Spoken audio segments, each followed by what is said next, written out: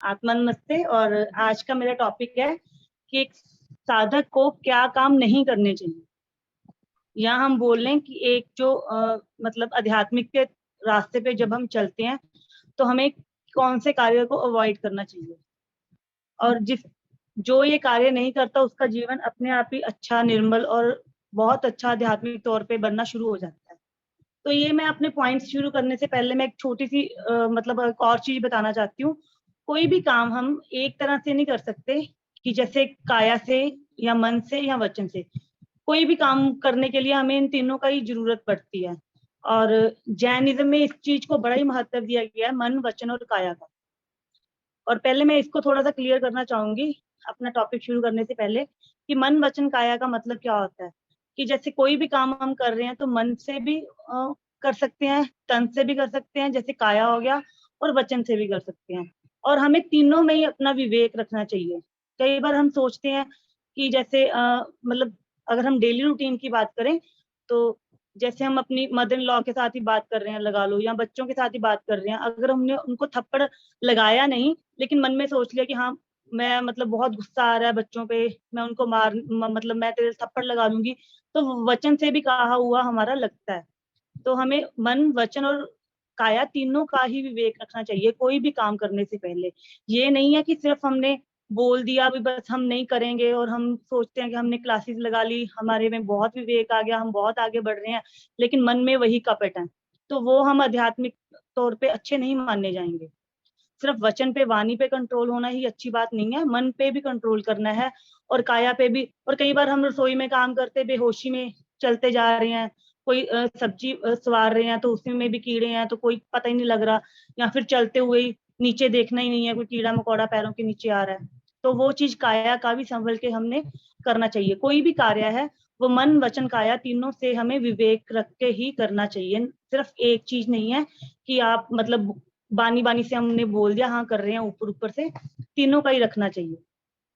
तो ये जो मेरे पॉइंट्स हैं ये है कि हमें जो भी व्यक्ति आध्यात्मिक बन रहा है तो उसमें ये पॉइंट्स हमें कहीं नहीं मिलेंगे, ये कमियां नहीं होंगी, और हम भी साथ साथ में अपने अंदर चेक करेंगे कि ये सब है तो नहीं है। सबसे पहले तो उसका भोजन बहुत शुद्ध होगा, मतलब वो मांसाहारी नहीं होगा, वो शाकाहारी होगा। तो भोजन शुद्ध होगा तो इसमें भी हम मन, वचन, काया से देख सकते हैं कि मन से बनाया हुआ सात्विक खाना खाएंगे कि अगर बनाते हुए हमारे मन में यही विचार चली जा रहे हैं कि क्यों बनाना पड़ रहा है, हाय हाय सवेरे उठना पड़ गया, ये मतलब विचारों के साथ बना रहे हैं, तो वो खाना ना बनाने में मजा आएगा ना खाने वाले को मजा आएगा। तो ये जो है कि उसका जो भोजन है पहले नंबर पे वो शुद्ध शाकाहारी होना चाहिए। और मांसाहारी, मांसाहारी में भी क्या होता है कि किसी जीव की जो जब उसको बनाते हैं तो उसकी जो उस टाइम की फीलिंग्स होती हैं कि मुझे मार रहे हैं या वो भी कर रहे हैं, वो हमारे अंदर जाती हैं और वही फीलिंग्स, वही सब नेगेटिविटी हमारे अंदर भी पैदा होती है। तो जो साधक है, जो जो आध्यात्मिक के रास्ते पे आगे जा रहा है, उसको मांसाहारी बिल्कुल नहीं करना चाहिए, वो शुद्ध शाकाहारी होना चाहिए। दूसरा पॉइंट है कि उसे निंदा चुगली से दूर आना चाहिए। निंदा चुगली, वही पॉइंट आ गया कि निंदा चुगली क्या है। अब आप मुझे बताओगे निंदा चुगली मन से होती है, वचन से, या काया से। ये हम तीनों जेस्चर से हम कर सकते हैं। ठीक है, कई बार होता है कि हम किसी से बातें कर रहे हैं लेकिन इतना इन्वॉल्व नहीं होते, वो हमें बताई जा रहा है, हम कह रहे हैं ऐसे ही, चाहे मन नहीं है लेकिन हमारी काया उसमें जा रही है, हाँ हाँ सिर तो हिला ही रहे हैं ना हम। और कई बार क्या होता है कि हम पूरे उसमें बैठे तो हम साथ में माला लेकर आए या पाठ पूजा अपनी कर रहे हैं, लेकिन कान उधर ही होते हैं चुगली की तरफ, तो वो हमारा मन उधर है। तो ये हमें जो जो साधक है, जो एक अच्छा साधक है, उसे मन, वचन, काया तीनों से दूर रहना चाहिए चुगली निंदा से। चुगली निंदा मीन्स हो गया कि इसके साथ ही हम इसको रिलेट कर लेते हैं कि टाइम वेस्ट नहीं करना चाहिए। हम लोग आजकल के टाइम में टीवी मोबाइल जितना देखते हैं उसमें भी एक तरह की निंदा चुगली ही चलती है कि हाँ उसका उसका स्टेटस देख लिया, वो घूमने जा रहा है, वो कर रहा है, फिर उसको दो जानों को बताया। तो इन चीजों से भी बचना चाहिए और ये सब चीजें नहीं करनी चाहिए हमें। और नेक्स्ट पॉइंट है, जो थर्ड पॉइंट है साधक का, जो मतलब साधक को नहीं करना चाहिए, वो है नशा। नशा हम किसी भी तरह का हो सकता है। नशा बहुत तरह का नशा होता है, जैसे जो हमने आज तक सुना है। तो अब मुझे कोई बताना चाहेगा नशे को आप क्या समझते हो। बहुत ज्यादा ऐसी आदत, कोई भी बहुत ज्यादा एक्सेस में काम जो होता है वो नशा ही है। हाँ जी, हाँ जी। जैसे हम लोगों को तो पता चल गया नशे का, जैसे लोग में नशा सिर्फ उसी को माना जाता है, ड्रग्स को, जैसे शराब, अफीम हो गई है ना, पोस्ट हो गई, या फिर जो भी आजकल चल रहा है कि वो हीरोइन हो गई या बड़ी बड़ी ड्रग्स हो गई। ये सब नशे के अलावा और भी हमें नशा है, जैसे कईयों को नशा होता है कि बस अपनी तारीफें सुनने का ही नशा होता है कि हाँ मुझे मेरी तारीफ चाहिए, और कईयों को होता है कि मुझे बस जो भी है कि मेरे पास होना चाहिए। ऐसा नशा नहीं करना हमने, कि जो हमें सब कुछ चाहिए बट एक लिमिट में चाहिए। अब चाय का नशा है या कुछ और, जो एक सफलता का नशा है ना, वो होना चाहिए कि हाँ हमने सफल होना है, बट वो इतना नहीं होना चाहिए कि बाय हुक और क्रुक। ऐसे वाला नशा नहीं होना चाहिए कि हमें कोई भी चीज चाहिए, चाहे वो किसी भी तरह से चाहिए। ऐसा नशा हमने नहीं करना है। और जो जो आज तक नशे की मतलब हमारी एक वो बनी हुई है, डेफिनेशन बनी हुई है, वो तो हमने करना ही नहीं है। एक साधक को उनसे तो दूर रहना ही चाहिए, लेकिन एक आध्यात्मिक तौर पे जो हम नशे की बात कर रहे हैं, वो भी एक लिमिट तक होना चाहिए कि हाँ भगवान का नशा भी, कि ये नहीं है कि भगवान के नशे में हम अंधे हो जाएं और हम वो एक कट्टरवाद बन जाएं कि बस हमारा धर्म ही सब कुछ है, जहाँ हम जिसको मानते हैं वही सब कुछ है। ऐसा नशा नहीं होना चाहिए किसी भी चीज का।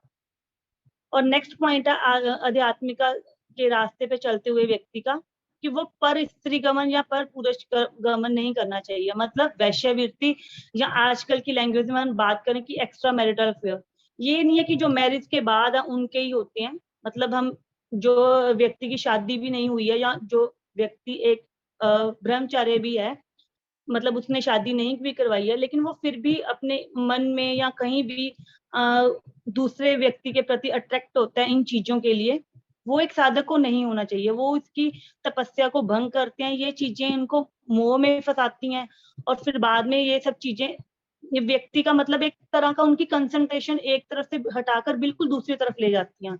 और ये जो साधक है, और उसको बिल्कुल भी इन चीजों में नहीं जाना चाहिए। इन चीजों से बहुत बहुत जितनी हो सके दूरी बनानी चाहिए।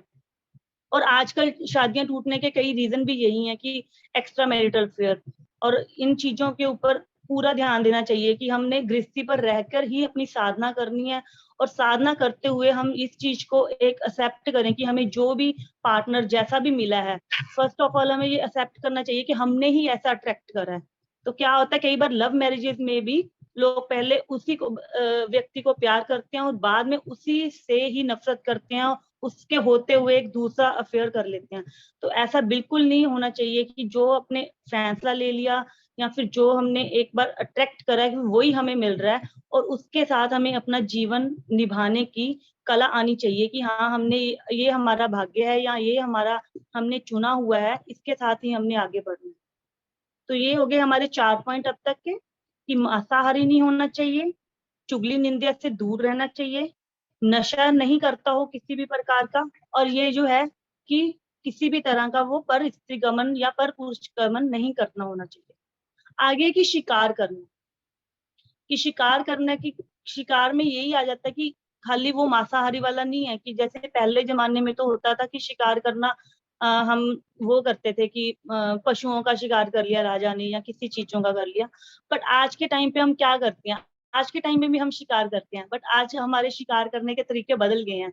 हम बातों बातों में टॉन्टिंग करते हुए शिकार करते हैं किसी का, हमें पता भी नहीं लगता कि हमने कब किसी को क्या टॉन्ट मार दी, और वो बंदा इतना शिकार हो जाता है कि कई बार आप खुद सोच के देखो कि शायद हमें भी कई बार कई बातें दिल में ऐसी चुभी हुई हैं, शायद उस बंदे को पता भी नहीं मैंने इसको सुनाई थी या किसको सुनाई थी, और हमें पिंच हो गई।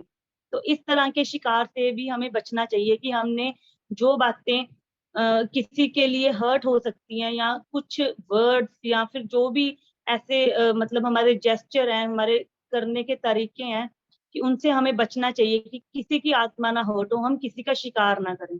शिकार शब्दों सिर्फ के वही तीर शब्दों के तीर शब्द, चलाना। हाँ जी हाँ जी बिल्कुल, कि ऐसे हमने शिकार बिल्कुल नहीं करने हैं, कि अपनी वाणी पर पूरा कंट्रोल हो हमारा। वही मैंने पहले ही बोला है कि एक एक पॉइंट के हमने तीनों पे सोच के देखने हैं, कि मन, वचन और काया से, कि ये कोई भी जो मेन हेडिंग है, हमने कोई भी ऐसे नहीं सोचना कि ये तो शिकार करना तो वही है कि हाथों से हमने किसी का तीर चलाया, नहीं। शिकार हम काया से भी कर रहे हैं, हम मन से भी कर रहे हैं, हम वचन से भी कर रहे हैं। कई बार क्या होता है हम खुद तो बोलते नहीं है, वो कहते नहीं है कि दूसरे के कंधे पे रख के बंदूक चलाना, कि वो भी एक तरह का शिकार ही कर रहे हैं। हम खुद तो कुछ कहते नहीं है और दूसरे को कहते हैं कि तू ऐसे उसको बोल दे, तू ऐसे कर दे। तो हमें इन चीजों से बचना चाहिए, जो अगर हमने अपनी जो जर्नी है, ये स्पिरिचुअल जर्नी, उसको आगे बढ़ाना है। तो उसके बाद आता है हमारा जुआ। और ये सब चीजें तो है ही है कि जुआ वगैरह तो हमारी टाइम वेस्ट तो है ही है। और एकदम से अमीर बनने के सपने देखते हुए कि हम जुए में लग जाते हैं, कि हम जुआ खेलेंगे तो एक दिन में लॉटरी हो गई, इसमें इसमें बहुत कुछ आ जाता है, लॉटरी आ जाती है। वो किसी को मतलब आजकल तो जो सट्टा बाजार है ना, और जो एक शेयर मार्केट हो गई, ये सब चीजें क्या है, ये सब एकदम से हम रातों रात अमीर बनने के सपने हैं। और आज तक मैंने तो कोई देखा नहीं है कि जो बिना मेहनत के ऐसे एकदम से अमीर बना और वो टिक पाया। ठीक है, कोई एक दो को लगी भी होगी लॉटरी और वो बन गए एक रातों रात अमीर, करोड़पति बन गए, जीरो से हीरो बन गए, पर वो टिक नहीं पाते फिर। अगर हमने अपनी लॉन्ग टर्म के लिए अपनी सक्सेस को होल्ड करके रखना है, तो हमें ये शॉर्टकट नहीं अपनाने चाहिए। और ये शॉर्टकट है। और ज्यादातर क्या होता है लोगों का, कि हमने 100 में से एक की लॉटरी लगती है और जो 99 है वो ऐसे पीछे लगे हुए हैं। 500 की डाल ली, 100 की डाल ली, देखी जाएगी, हमारा निकलेगा अलग। और ऐसे शॉर्टकट की बजाय अगर वो कोई मेहनत करें, अपना कोई बिजनेस चलाएं, अपना लॉजिकल ब्रेन यूज करें, तो वो इससे ज्यादा कुछ पा सकती है। और इन चीजों से कोई हासिल नहीं होता, हमें मतलब इन चीजों से दूर रहना चाहिए, ये जुए चोरा चकारी से। और सट्टे बाजार में तो हमने देखा ही कि आजकल शेयर मार्केट में कितने लोगों का लॉस हुआ है, फिर कितने सुसाइड्स होते हैं। और ये एग्जांपल तो आज की नहीं है, पहले से चली आ रही है। और महाभारत का युद्ध हमने सुना ही है कि जुए में कैसा हुआ था ना। तो हमें जुए से भी दूर रहना चाहिए। और हमारा नेक्स्ट पॉइंट है कि चोरी और सेंध। चोरी चोरी और सेंध लगाना मतलब कि हमें किसी की भी चोरी नहीं करनी चाहिए, किसी भी चीज की। वही इसी पॉइंट को भी अगर हम मन वचन काया से लें, तो ये नहीं है कि हमने किसी का सामान चुरा लिया तो वो चोरी हो गई। हम क्या करते हैं कई बार, आजकल जैसे यूट्यूब का जमाना है, तो हमने देखा कि लोग अपने विचारों को उसके ऊपर थोप देते हैं और अपना नाम लिख लिया और वो कर लिया। ऐसा कुछ भी नहीं करना चाहिए। चोरी तो कोई भी चीज की चोरी मानी जाएगी जो हमने किसी की चीज बिना पूछे ली है। टीवी मतलब हमें कम देखना चाहिए, क्योंकि टीवी में बहुत तरह की चीजें आती हैं।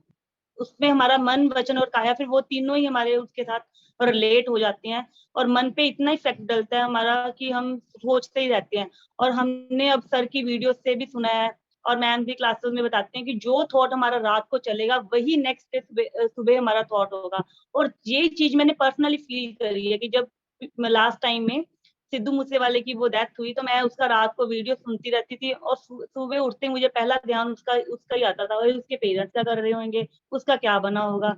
तो फिर एक दिन 2-3 दिन ऐसे चला, फिर मैंने ब्रेक दी अपने आप को कि नहीं देखना आज मैंने। जब मैंने रात को नहीं देखा तो मुझे नेक्स्ट डे से उसका भूल गया।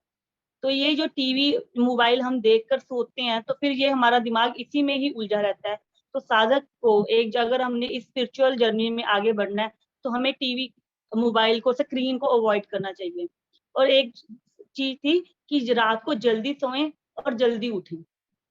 और ये चीज तो आप लोग सब, मुझे पता है कि क्लास में जब जल्दी उठने वाले लोग हैं, और किसी दिन आप खुद ही, किसी दिन बाय चांस हमारी आंख लग गई, हम लेट उठते हैं, तो हमें खुद को पता है कि जिस दिन लेट हो गए तो बस सारा दिन हमारा ऐसा जाता है कि पता ही नहीं कि क्या कुछ रह गया हमारा। और जो पूरे दिन का काम है वो सुबह 2 घंटे में इतनी जल्दी निपटता है। तो मेरे अकॉर्डिंग 5 बजे से पहले पहले सबको उठ जाना चाहिए, अगर हमने अध्यात्म के रास्ते पे बढ़ना है। वैसे तो 3-3:30 का टाइम बेस्ट है, पर फिर भी अगर हम 5 बजे भी उठते हैं तो हम एक जर्नी पे आगे बढ़ने वाले इंसान बन जाते हैं, कि धीरे धीरे हमें आगे बढ़ने की आदत पड़ जाएगी। और एक एक पॉइंट और है कि हमें ब्लेम गेम नहीं खेलनी चाहिए। ब्लेम गेम से दूर रहना चाहिए, कि आजकल के टाइम में जो भी हमारे पास साथ होता है, तो हम 1 मिनट नहीं लगाते कि इसने कर दिया, उसने बोल दिया तो मुझे गुस्सा आ गया, तो मैंने ऐसे बोल दिया, ये कर दिया वो। उसके अलावा एक सबसे जब हमें कुछ नहीं समझ आता, हम ऐसे बोल देते हैं मेरे तो कर्म ही ऐसे हैं, पिछले जन्मों के कर्म मैंने ऐसे करे हैं, या फिर मेरे तो भाग्य ही ऐसा है। तो ये चीज से हमें बचना चाहिए। एक तो ये एक्सेप्ट करें कि हाँ जो है हमने ही करा है, हम हमारा ही है। एक्सेप्ट करना सीखें और ये ब्लेम गेम से दूर हो जाएं। जितना जल्दी दूर होंगे उतनी जल्दी हम अपने जो हमने अपना सर्कल सा बनाया हुआ है जिसमें हम फंसे रहते हैं, उससे निकल पाएंगे। और दूसरे नंबर पे ये है कि मतलब लास्ट नंबर पे सॉरी, ये है कि अब हमने थिंकर नहीं बनना, कुछ कर दिखाना है। यही नहीं है कि क्लासें सुनी, समझी और जब क्लास खत्म हुई तो हम भी साथ में, जब क्लास में आते हैं तो हम एक और पर्सनैलिटी बन के आ जाते हैं, जब क्लास खत्म हुई तो हम और पर्सनैलिटी निकल के बाहर वही अपनी दुनिया में वापस चले गए। जो हम यहाँ पे सीखते हैं उसको जितना हो सके अपनी लाइफ में अप्लाई करने की ट्राई कीजिए। और ये जो हमारे हिमांशु सर और हमारे अर्ना मैम हैं और भी कितने लोग हैं इसमें जो मतलब इतने अच्छे हैं, तो हमें इतनी मोटिवेशनल चीजें बताते हैं, अगर हम उसको अप्लाई करेंगे ना तो आपकी लाइफ बदल जाएगी। और मैंने तो 3-4 महीने हुए हैं, मेरा खुद का एक्सपीरियंस है, मेरी सोच, हो सकता है लोगों को मैं लगती होंगी कि मैं पहले जैसी हूँ, मुझ में क्या फर्क आया, ऐसे झूठ बोल रही है, इसमें कोई फर्क नहीं आया। पर मुझे पता है कि शायद मैं पहले दिखावा कर रही थी अच्छी होने का, पर अब मैं अगर अच्छी हूँ तो मैं सच में अंदर से ही ऐसी हूँ। अच्छी हूँ या बुरी हूँ, वो सच में ही ऐसी ही हूँ अब मैं। पहले शायद दिखावा होता था, पर अब दिखावे वाली कोई बात नहीं है। अब मेरा अंदर और बाहर एक जैसा ही है, 99% एक जैसा ही है। शायद एक आधा % हो सकता है कि इधर उधर हो जाए, बट कोशिश यही रहती है। और यही लास्ट पॉइंट के साथ मैं फिनिश करना चाहूंगी अपना टॉपिक, कि थिंकर नहीं, कुछ करके दिखाओ उसको। मतलब अपनी जो आपकी सोचा आपने समझा इस क्लासेस में सुनते हो या इस वीडियो से आप जो भी सीखते हो, तो आप उनको सुनो, समझो और अप्लाई करो। मेरी जब आप अप्लाई करोगे फिर आप खुद ही देखोगे कि आपकी लाइफ में कितना फर्क है। और ये जो मैंने पॉइंट्स बताए हैं ये एक साधक के पॉइंट्स हैं, और मुझे लगता है कि सबकी लाइफ में ये पॉइंट्स तो होंगे ही। अगर किसी को इसी में कोई डाउट है तो आप मेरे को पूछ सकते हो।